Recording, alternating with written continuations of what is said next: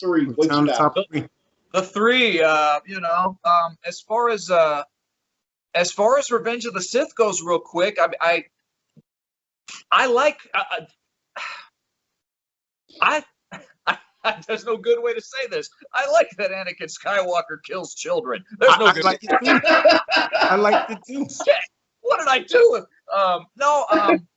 Empires are bad. I think we can all agree that empires are not a good thing. So naturally, the leader of an empire has to be a real son of a bitch, right? He's got to be.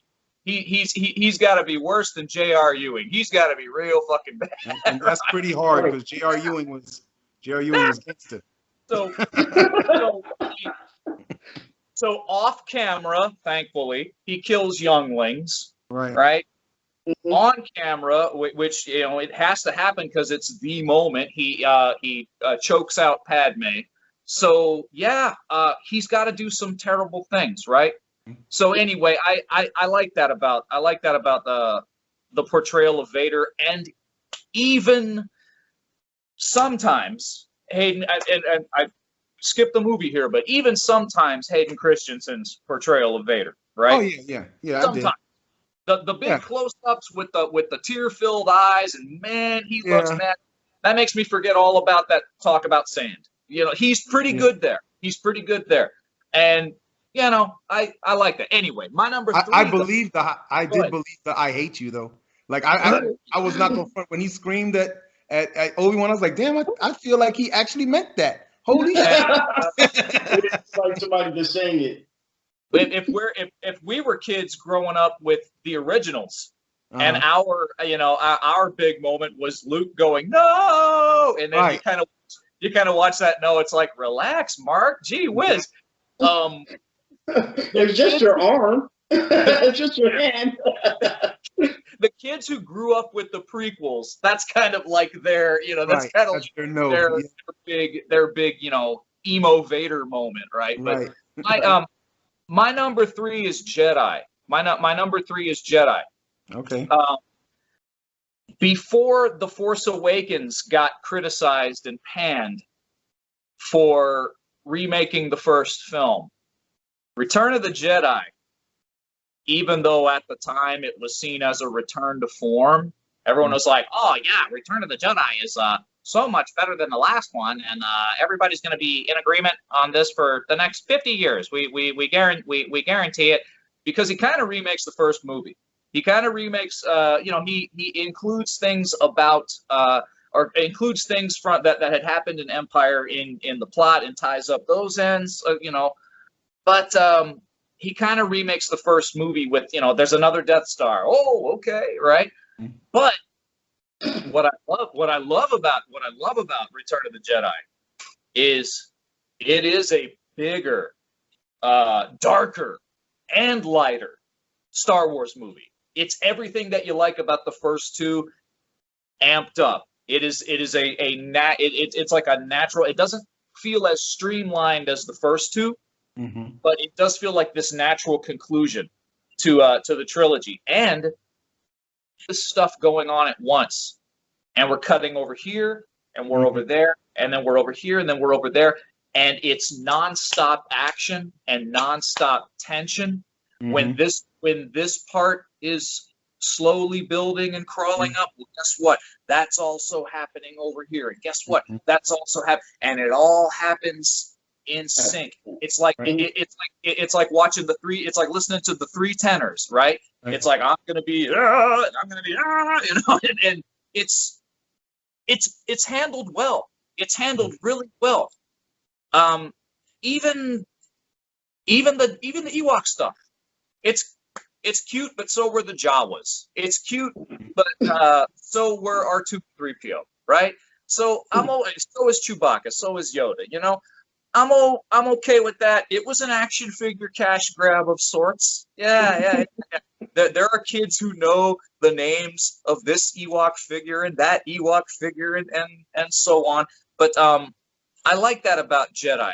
How could the Empire be toppled by a bunch of teddy bears? from what I gather and from what I've heard and read, it was George Lucas's Vietnam metaphor, and he originally wanted it to be Wookiees versus the Empire in the first film, but he didn't have the budget, so he had one Wookiee and a bunch of humans, and then decided, okay, well, we've already had a big Wookiee, so all three of them. I think Jedi still holds up, and John Williams is yes.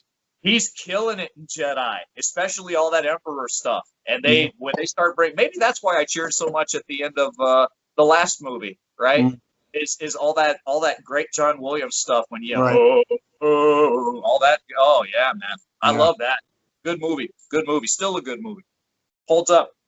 Even the sister stuff, all that, whatever. But better movie for that, just for that stupid internet video. Anyway, go ahead. So my number 3 was the same thing, Return of the Jedi. Okay. I thought it was a good movie.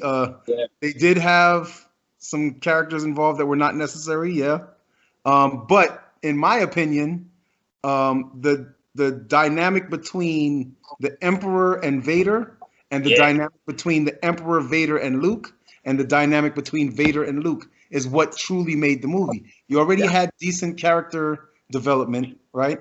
You already had character arc. Now, there was no real development of who the Emperor was until Return of the Jedi. Yeah. So that was important for them to do it right in the beginning and to show who this guy is. Because if Vader's supposed to be the most badass in the universe and this guy controls Vader, who the hell are you? You know, that's what I want to know. I want to know who controls the man next to the man. You know, so the Ewoks were unnecessary. They could have had that battle without the Ewoks, to be honest with you. They really could have. They could have had the battle without the Ewoks. I feel like the whole thing became something of don't underestimate people. Don't underestimate, that's what Bruce Lee said. They underestimated the Ewoks. They said, hey, this is a little small fighter force, so we're good as long as we have this shield up. That's kind of what it was, a big superpower fighting a small power. I guess the reason why I just keep thinking of the Care Bears is they picked up some rifles and they're sitting there going up against Dutch's team. That's what I think about. I get it. But like it was the Ewoks were more for comic relief, right? That's the truth of it. They were there for comic relief. That's the whole thing. Like there was not one time you watched the Ewok scene and wasn't like, look, that's funny. You know what I mean? It was just, it wasn't about being serious. It was just a distraction, and it was a filler because this movie is supposed to be the epic finale, and you don't have much that you can put in there, at least in that time, because you have to think about the time of when it was done. This is 1983. Like they didn't have shit. I was 8 years old in 83. You know what I mean? To me, watching Superman, the first Superman was amazing to me, and that was crappy. You know what I'm saying? So Star Wars is like, hey, we've already turned up a notch with what the technology is supposed to be like and all of that. Yes. So they're kind of like we can't bombard these people with too much, so we need some fillers. That's where the Ewoks came in, and certain other little scenes that really didn't matter. Like, for instance, there was no real need to go back to Yoda. There wasn't. Right? If you finished your training, what the fuck you going back to Yoda for? You finished your training. You know what I'm saying? But okay, they needed to do the whole, oh God, the hero is now sad because his mentor is gone. Right? Again. A second time. His second mentor, right? Yeah. It seems like the Jedis can't seem to last, but the Sith can come back to life quite easily. Have you noticed that? Talk to Ryan Johnson and Disney. But again, Jedi, at least in my opinion, they made Jedi a good finale, right? Yes, they brought up where you can go ahead and say it also left it open to interpretation where there could be the next series of movies, yes, right? But if you never tried to go and add to Star Wars, Jedi was a good finale. That's how I looked at it. Definitely. So.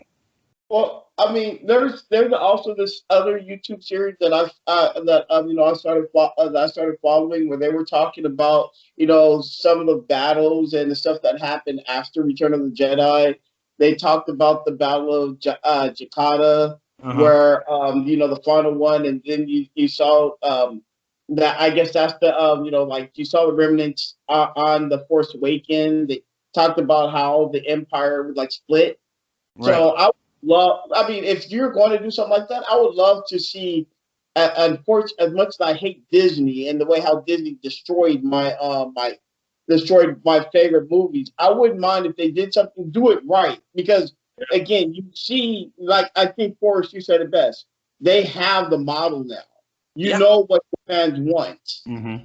So if you're going to do it right. Don't Right. push it around. If you're going to do something like that, I would be all for it. Yeah. Now my number three is going to be Rogue One. Oh, Right. Because wow. the same thing what everybody's saying here. I think we're all going to say, even though that we may nitpick with some of the movies that they have, this movie, the visuals are great, the story was great. It was just, and I think Ryan said it right before he got off. It got to the point. This is what's going on, and this is how they got it taken care of. There was no filler. There was no long talk. Those two, I mean, I can't remember her name. They didn't fall in love. They didn't that and everything like that. It was just straight to the point. Everybody died in the end. I really wish that we would have saw more of the Death Star. Because if you look at Rogue One to A New Hope, the Death Star only destroys one planet, but yet it just obliterated two little settlements on two planets. I would have loved to see why, how everybody else would have reacted, seeing more of the Death Star just going around like, you don't like us? Bam, you're gone. You know? But that's just a little nitpick. But other than that, I mean, I love the movie. Probably one of the few things that Disney's done right since they acquired this shit. So that's my number three is going to be Rogue One. 'Cause I can't retread what y'all were saying. Y'all said everything. Y'all said all the most positive things about the movie. It's a Okay. good flick. It's gonna hold up a Yeah. long time. So what's your It's number So two, Forrest? I know where our one and two is right now. Um, the Ewoks, the Battle for Endor from ABC Television is my number two. No, Wow. dude, Jeez. they made read along records even of those. Like that's how Yeah. deep we went back then. We were merchandised to death back then, man. Yeah.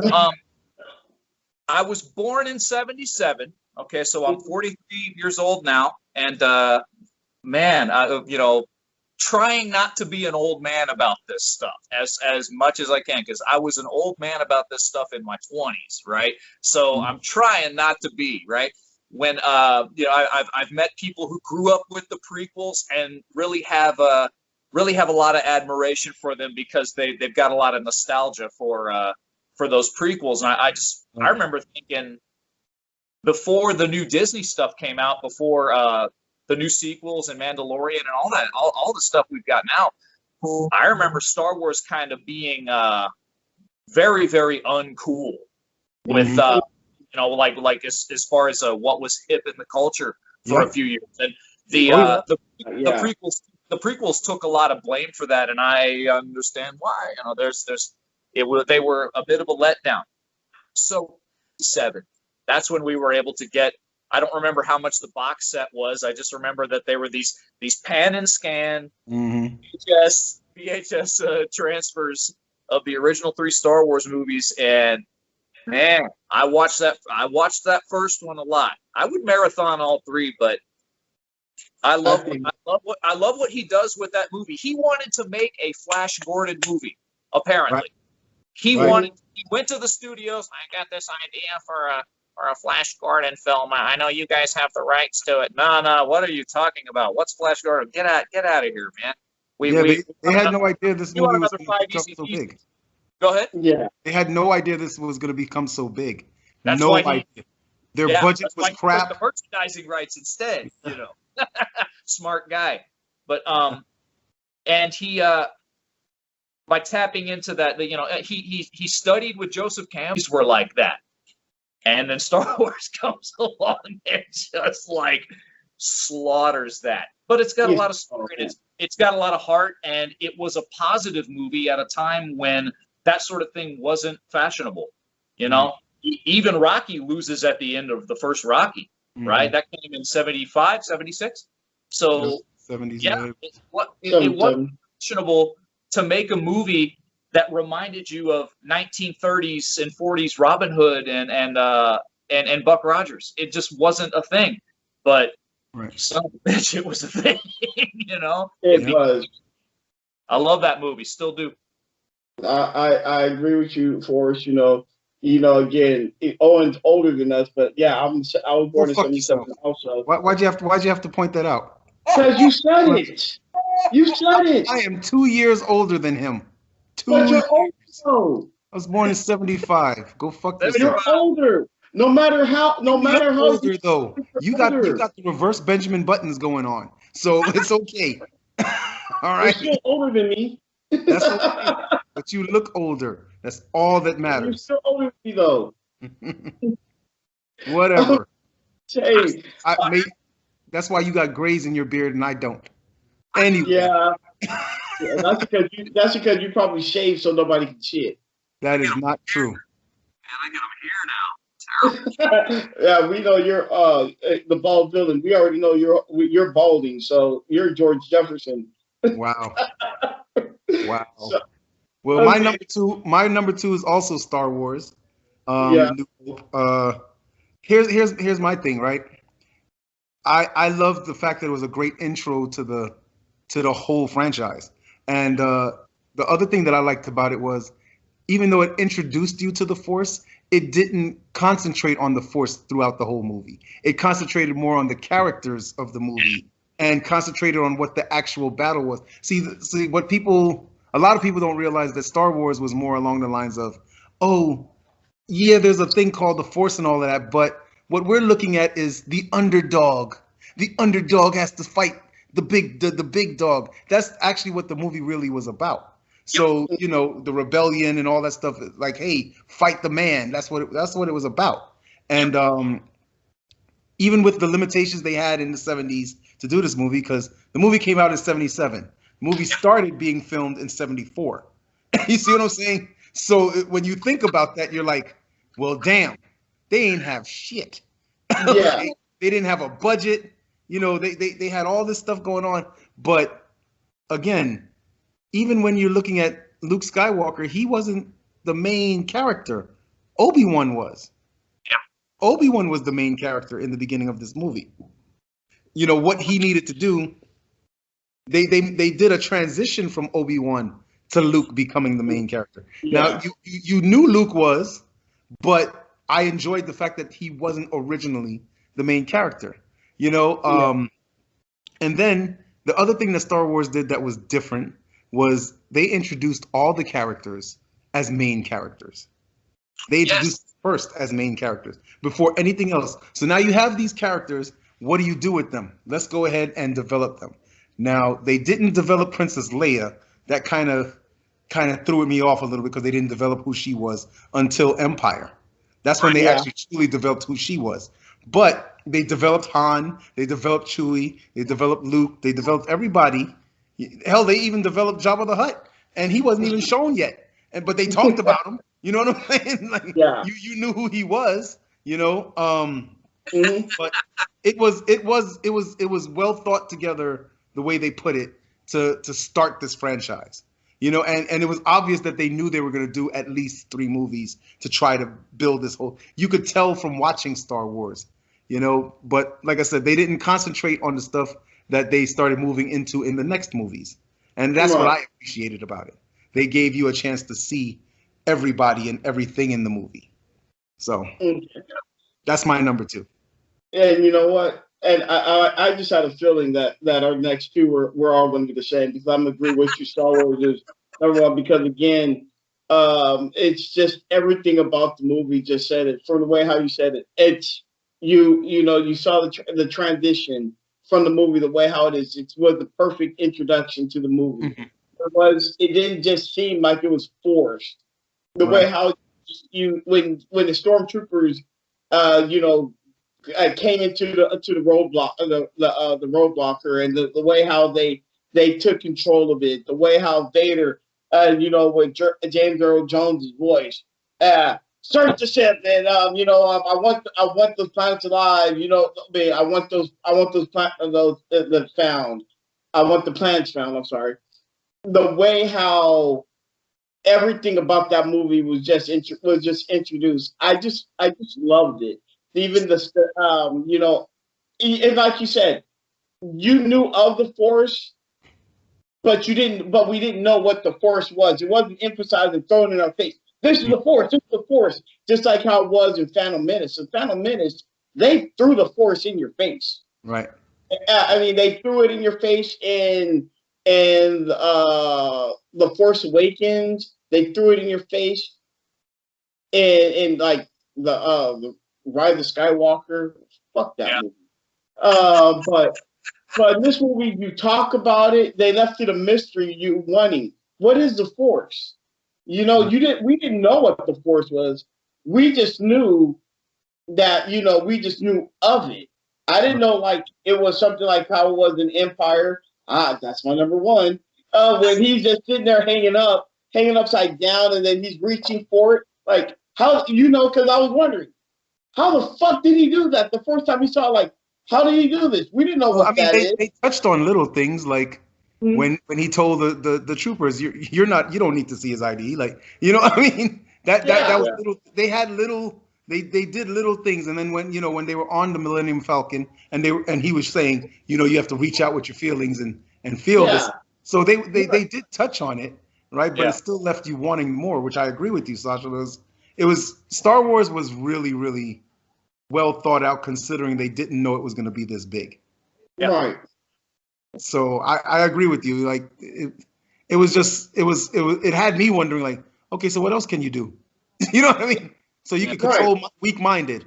I mean, they explained it. Okay, you can control weak-minded. Vader's able to do all types of cool shit, but we didn't get to see everything until the next movie. And I'm like, damn, I know that's the first thing I wanted to see was what Vader could do. I didn't give a fuck what Luke could do. I wanted to see what Vader could do. I like so Vader is like the baddest ass in the universe. What can he do? You know? Then did you read any of the actual books? Vader was an asshole in the books, man. Like, some of the things he did, I was like, Jesus Christ, why are you so violent? When people, that's why when we talk about villains, Darth Vader has to be somewhere in there, because the stuff that he was doing was, man, you know, but they didn't really know because the movies left a lot to be desired on what he could do, you know. But when you go and read the books though, and you find out, wait, he fought like 5 Jedis at the same time and killed them easily? Really? He killed some of his actual teachers? Really? He killed younglings? Really? He killed people just because? Really? He killed people. I forgot which book it was, man. There was one where the Emperor told him, I don't like that guy. Kill him. That was it. There was no other reason. He just didn't like him. He just didn't like him. It was one of the guys who worked for him, and I feel like I can't remember if the guy was questioning stuff. He just did something that rubbed the Emperor wrong, and he was just like, I don't like him, kill him. You know what I mean? Like, that was Vader to me. So, yes, Sasha, I figured that when we got to here, it was going to be kind of around the same thing. I figured so. Well, unlike Ryan, who says Rogue One is number one. You know. Yeah, I think, and I'm not going to say this in a public forum, so I'm gonna just leave that alone. Did you get the Emperor alert for his car crash yet, or no? No, I'm just checking. I told you I cut them brake lines and the seatbelt, but Okay, so I'm assuming we all picked Empire as number one. Oh, right? you damn right. Yes. You damn right. Well, before I let you guys say something, when you said something, Owen, and it was like you wanted to see exactly how bad Vader was. Yeah. When he killed Admiral Piet, was it Piet? I want to say that's the name. Piet. Yeah, when he killed Piet through that screen, he's like, "Oh, Lord Vader, Oh, oh, we awesome. made, we're in position." And like, Yeah. yeah, told me for the last time, Admiral Piet. Right. You know, Yeah. that's to me was the introduction of this is the badass motherfucker right here. There's no ifs, ands, or buts about it. It was like, wow, don't cost him or you're gone. Right. Yeah. For me, That's it was just the fact he was willing to torture Princess Leia, and he was like, "You're a traitor, and you're in line with the Rebel Alliance. I don't give a damn what you say, you dumb bitch. I'm gonna go ahead and torture you, and you're gonna tell me what the fuck I want to know." Like, you know. I remember. what else? Did you guys see the interview with why they ended up getting James Earl Jones? No. Because my boy's voice sucks. Yeah, his voice had sucked, right? So, Yeah. you ever watch? What is it called? Damn it, I forgot what it's called now. They do parodies of like superheroes and stuff. So they always doing like Batman and Superman and stuff. And they had Batman, and they were trying to come up with his voice. And he was coming up with the most ridiculous voices before he finally got the Christian Bale voice. And every time I've now seen this video when they're talking about James Earl Jones becoming the voice, I start thinking about that now because like when you hear the guy actually speak, he had to lower his voice to just say, "You were right. Tell him you were right." Like he had to lower his voice to say that because his voice is all like, "Hey, how you doing?" Like that's how he sounds. You know what I mean? So yeah, you can't be an ominous, crazy killer and you sound like that. You know? That's not freaking menacing. Right, that's who's like gonna sitting in a prove seat that? and your feet are swinging. You know what I mean? Your feet are just swinging. And you're like, "I'm gonna kill you all." Like, you know, they just no, just shut up. So, but yeah, I mean, if you really think about it, like Vader embodied what a villain was supposed to be, at least Yes. in our minds then, until you start realizing, literally, especially after we had our conversation the other day, that he was just a dude who was actually trying to do what he thought was right. Right. You know, but yeah. Oh, what were you going to say, Forrest? Are we gonna get into we're getting into Empire? We got Yeah, into we got the Empire. we all have the same number one, pretty much. Yeah, pretty much. That's why we're just all talking now. Yeah. So man, these movies are so old. I got nothing but old man stories, man. But again, I was. That's not what I mean. That's not what I mean. But we were. We went to see Empire. My mom took me first. My grandma took me the second time. It was one of the very few times back then that I saw that I was, got to go to the movies twice, right? For the same movie. So that was, I just remember being just enraptured with this film. It's the first time. I was 5. No, it was 1980. I was 4. I was about 4. And this was the first time I remember just being overwhelmed by what I was watching and just being so invested because all I knew was action figures and storybooks at the time. I had seen Star Wars, but not really. I was a baby, right? So this was my first Star Wars movie, really. I remember seeing the don't quite do that. John Williams goes that full 9. He goes that full Wagnerian route of giving every single character some kind of theme. And Darth Vader has the theme, the music. People put it on their phones. People hum it when their boss walks past. On and on. I actually play that theme when my kids and I are playing Monopoly and they're about to land on me. I start playing that theme, and they're like, "Oh God, here we go." Like, you Let better them know, man. You better pay. Start going like this, right? And then just inch your fingers just slightly closer together, right? Leave my park place alone, man. But there's this thing that Williams does at the end of every Star Wars movie, where he kind of gives you a medley of all the themes that are in that particular movie, right? Yeah. So that Han Solo and the Princess theme makes a big return. Da, da, da, da, da, da. In fact, it's the best ending to an end credits in any Star Wars movie because it's got that bam, ba da da bam, ba boom, ba da da bam. He goes hard on that, harder than he does on Jedi, right? In the end credits, right? So anyway, my grandma takes me to see this. Long story short, and I want to sit through the credits. No VCR, no cable. I am convinced that I am never going to hear this music again in my life. So I like, okay, let's go, come on.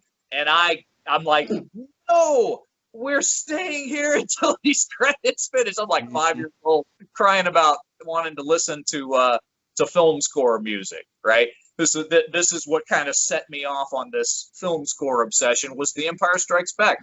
That movie is top notch. The first Star Wars is all George. That's all George, right? Everything he wrote, he writes every line of dialogue as stilted as it is. Navicomputer this and all that. That's become the stuff of legend so much that in other Star Wars movies and other Star Wars shows, I was watching an episode of one of the TV shows, and they say Navicomputer like 3 times just to kind of like see Harrison Ford. You can't say this dialogue, right? But he brings in Lawrence Kasdan.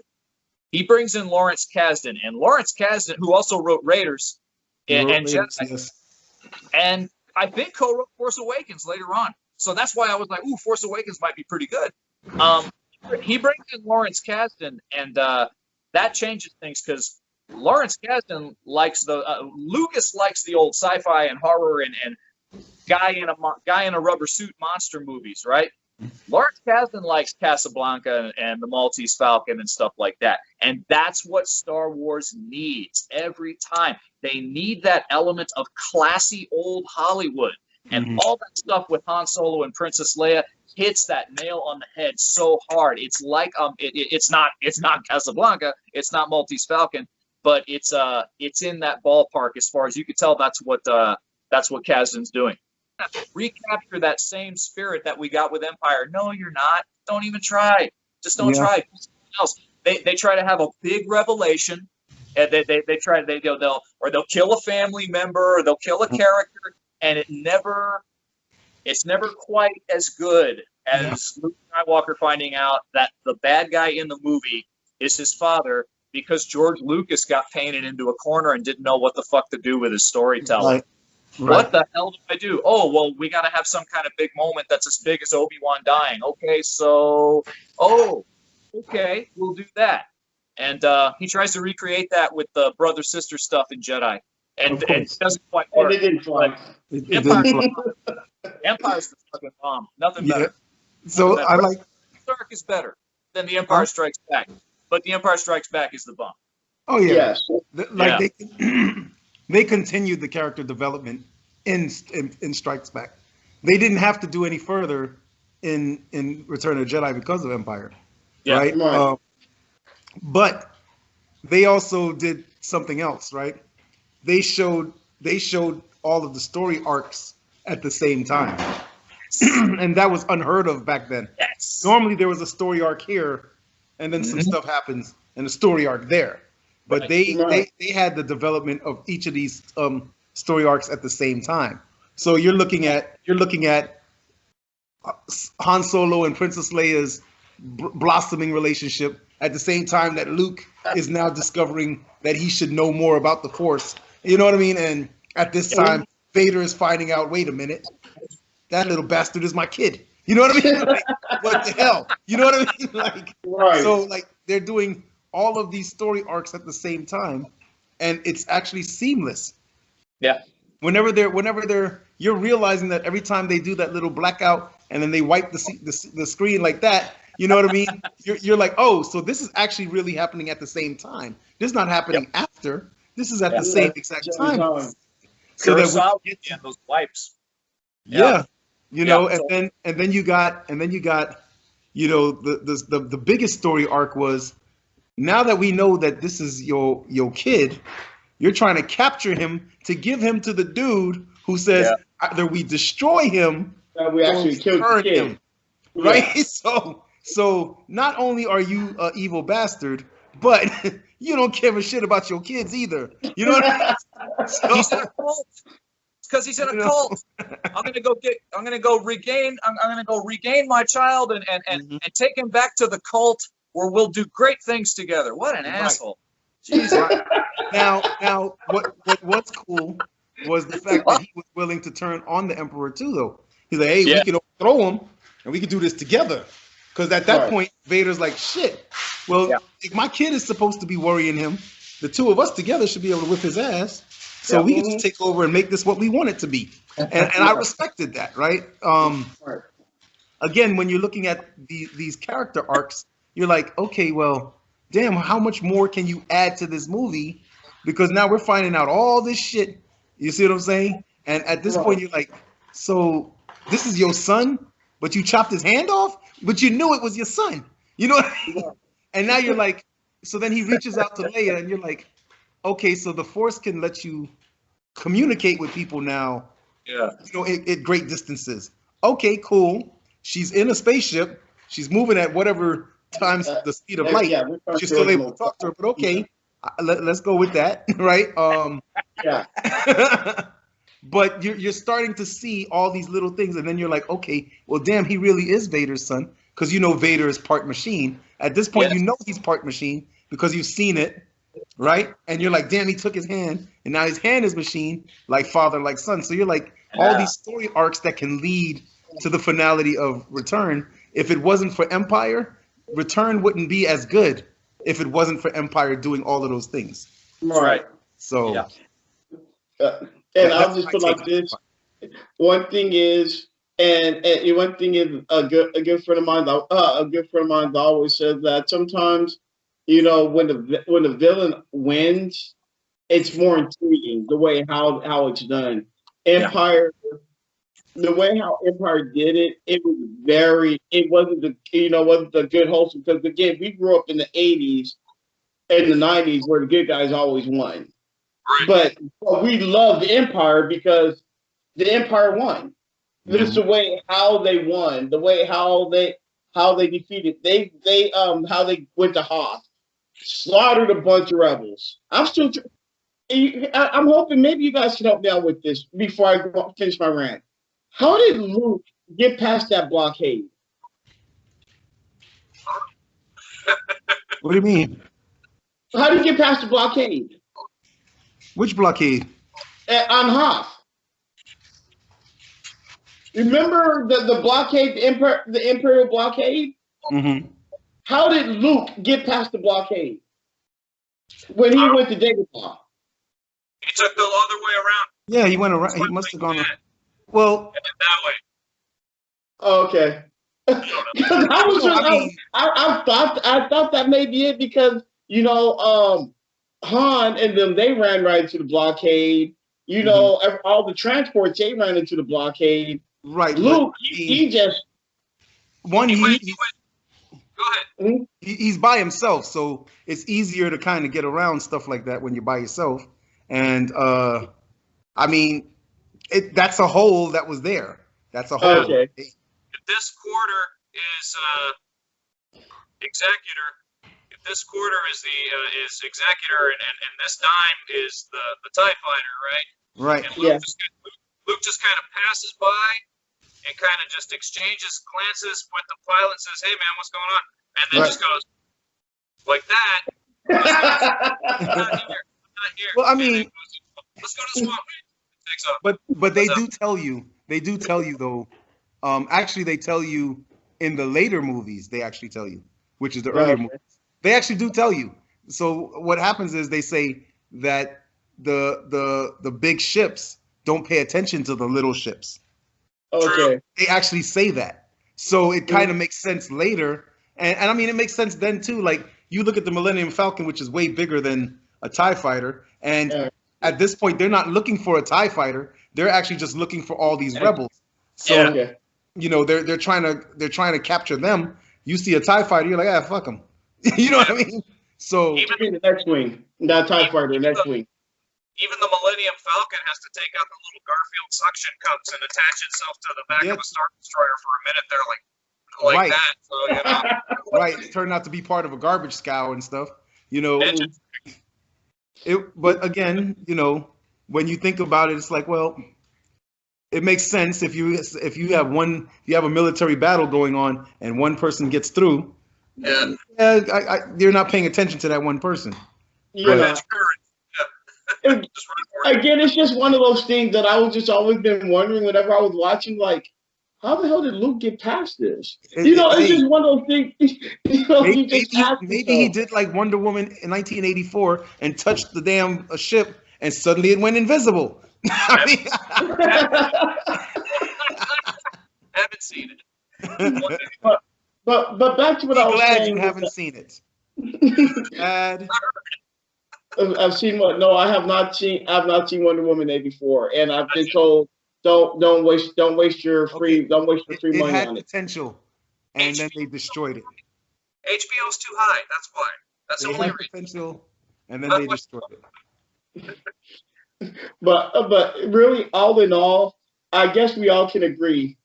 Empire is probably one of the better movies because again, it was a lot more darker. Mhm. The stakes were high, even though that the stakes weren't really high. The stakes were higher in this movie. Oh yeah.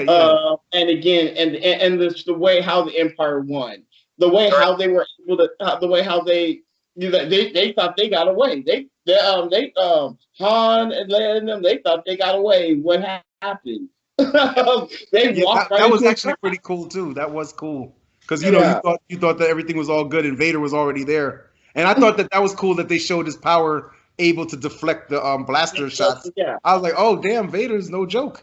yeah. And it's a good looking movie. Yeah, it is. Yeah, that movie.